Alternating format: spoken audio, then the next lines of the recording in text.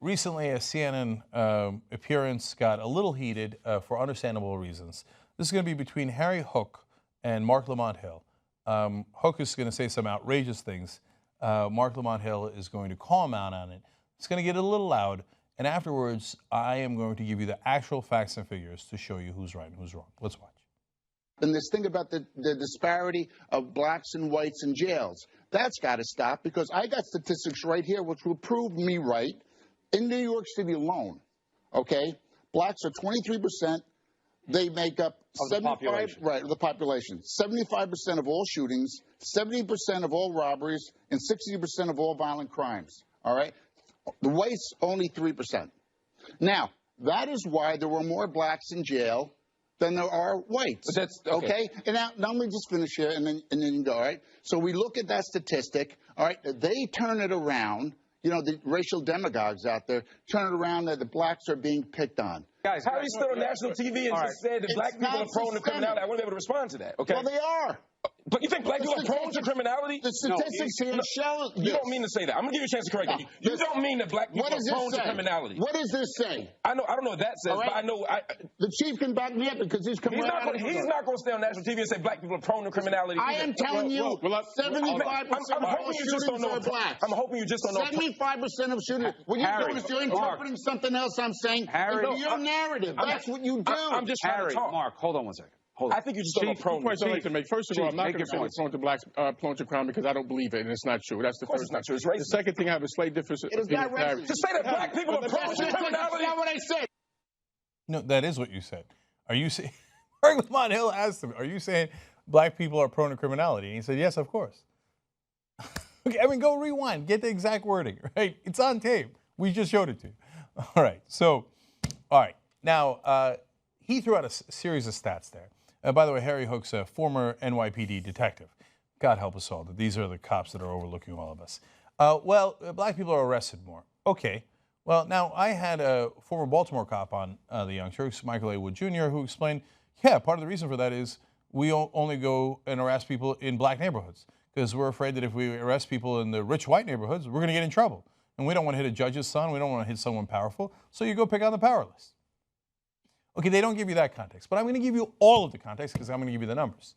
So from the Washington Post, black Americans are 2.5 times as likely as white Americans to be shot and killed by police officers. Okay, so that's a fact. Unarmed black Americans were 5 times as likely as unarmed white Americans to be shot and killed by a police officer. So now they're both unarmed. In that, for that study, they're looking at just people who were shot by cops who were unarmed.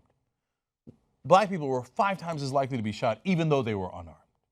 Okay, so now they'll say, oh, yeah, blacks are prone to criminality, that's why we had to shoot them. But in that case, they were unarmed. There was no criminality, and I've got more context on that issue as well. Of all the unarmed people shot and killed by police in 2015, 40% of them were black men, even though black men make up just 6% of the nation's population. Okay.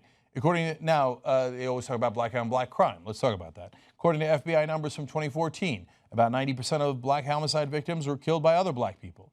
The white on white murder rate that same year, homicides in which a white person was killed by another white person, was 82% of all murders of white people.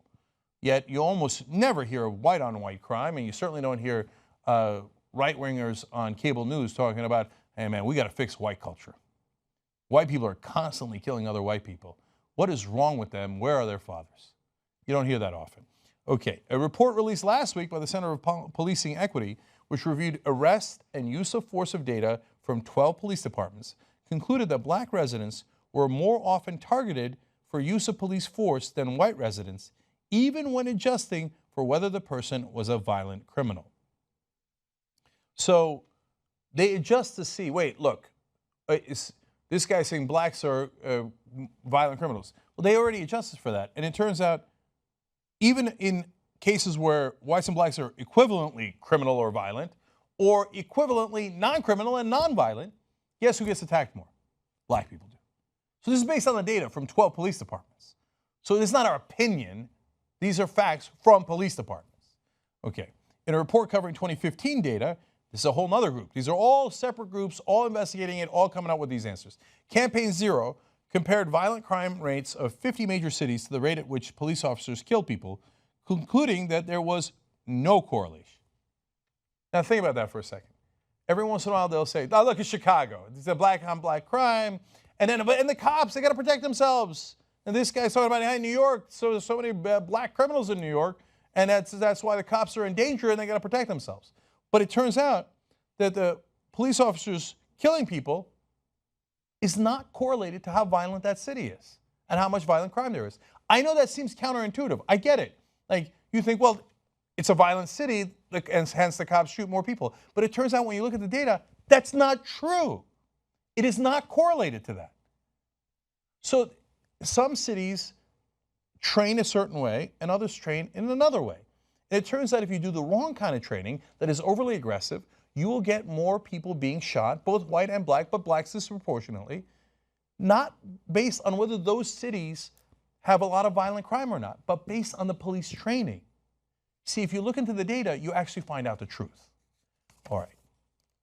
Another independent analysis from the Post data, conducted by a team of criminal justice researchers, concluded that when factoring in threat level, black Americans who are fatally shot by police are, in fact, less likely to be posing an imminent lethal threat to the officers at the moment that they are killed than white Americans fatally shot by the police.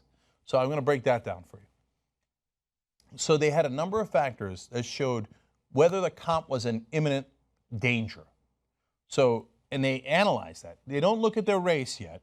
They just analyze the data, how much was the cop in danger. Then they look at the race and say, okay, well, if it's logical and it has nothing to do with race, you should see that the blacks that they shot disproportionate were actually more of a threat to the cops. That's why they got shot. Oh, you see, they had it coming. But when they looked at the data and they lined it up, it turns out, no, that wasn't the case. In fact, it was the opposite. The whites that the police were having encounters with had actually put them in greater imminent danger, but blacks were killed at a disproportionate rate anyway. When they removed all the factors, is it a violent city? Is there more crime in that city? Or was the cop in imminent danger? You know what the one factor that led most conclusively to whether somebody was going to get shot by a police officer? That factor was whether they were black or not. So now that's not to say that all the cops are racist. It's to say we have an unconscious bias in this society. Yes, some are explicitly racist. Yes, some are implicitly racist. But most of them don't even know that they have it in the back of their heads. And sometimes it's done by black cops and Latino cops and Asian cops. We have the unconscious bias, and it is proven over and over again. And no, it is not just because, the blacks are prone to criminality. No, you're targeting blacks more. And it's proven out by the data. But you don't want to see the data. You don't want to see the truth because that's inconvenient for you. Instead, you go on national TV and imply they're more violent. You know how blacks are. That's why they had it coming. That's why the cops keep shooting at them. But when you realize that is not remotely the case.